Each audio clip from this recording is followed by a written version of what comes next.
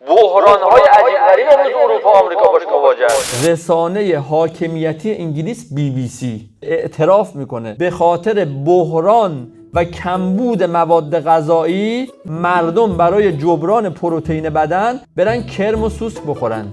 پس حشره‌خواری میتواند به منبع پروتئین برای میلیاردها نفر تبدیل شود.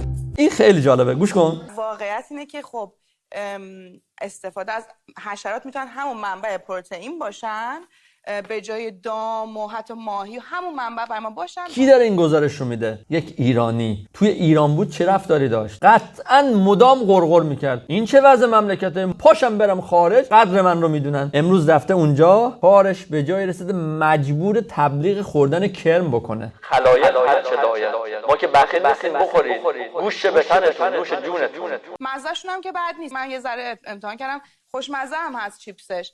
ولی خب نکته اینجاست خیلی شما بی‌شرف. ببخشید دیگه دست به کار میبرم. تو ایران بود تو جرئت میکردی بهش بگی آقا تو ایرانم کرم بخور؟ انگار تو ایران از دماغ فیل افتاده بودند. ولی رفته اونجا بهشون تحمیل کردن شرایط همینه. باید تحمل بکنی.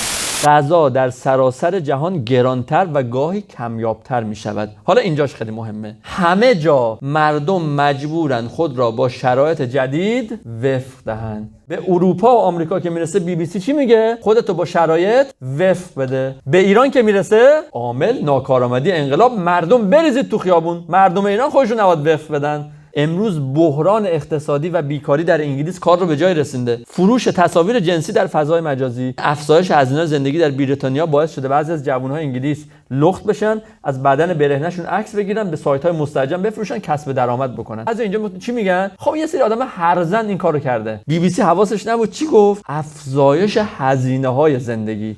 پس ربطی به هرزگی نداره. بحران اقتصادی باعث شده جوون انگلیس امروز این کار رو بکنه. بانک جهانی در گزارش تازه‌اش درباره چشمانداز بازار مواد خام هشدار داده که گرانی شدید کالاهای اساسی ممکن است به رکود تورمی هم بیانجامد. طبق این گزارش ظرف 2 سال گذشته نرخ گاز طبیعی هم در اروپا 1283% افزایش داشته. برای دان وایت 59 ساله این دستگاه مایه حیات است. او که از کار افتاده محسوب می شود، همین حالا هم به سختی از پس هزینه برق دستگاه دیالیز برمیآید. با 1001 جور صرفه‌جویی. کوتاه‌تر دوش میگیریم، تلویزیون رو خیلی روشن نمی‌کنیم. شب‌ها توی اتاق میشینیم که فقط یه چراغ روشن باشه. دیگه راهی برای کم کردن مصرف برق خونه نمونده.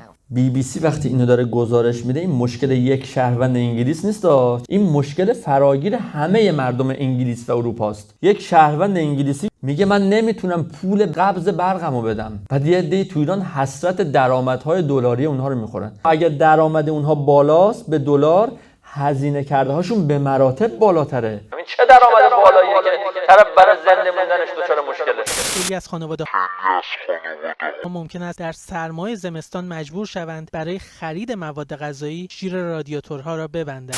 وقتی گزارشگر BBC داره گزارش میده، قبلش این گزارش رو تو تحریریه نوشتن براش. همینجوری یه چیزی نمیگه. گفت خیلی از خانواده ها در انگلیس، نگفت یه تعدادی، بین خرید مایحتاج ضروری و گرمایش خانه یه حق انتخاب بیشتر ندارن. به خاک سیاه نشسته امروز اروپا. چطور؟ 1 سال جنگ اوکراین و روسیه، جنگی که دودش به چشم همه می رود. با شروع حمله روسیه به اوکراین، قیمت بسیاری از کالاهای اساسی سر به فلک کشیده. حمله روسیه به اوکراین هم گندم و آرد را گران کرده و هم روغن نباتی را. بحرانی که بیش از 1 سال است باعث کمیاب شدن یا گرانی انواع و اقسام کالاها در 4 گوشه جهان شده.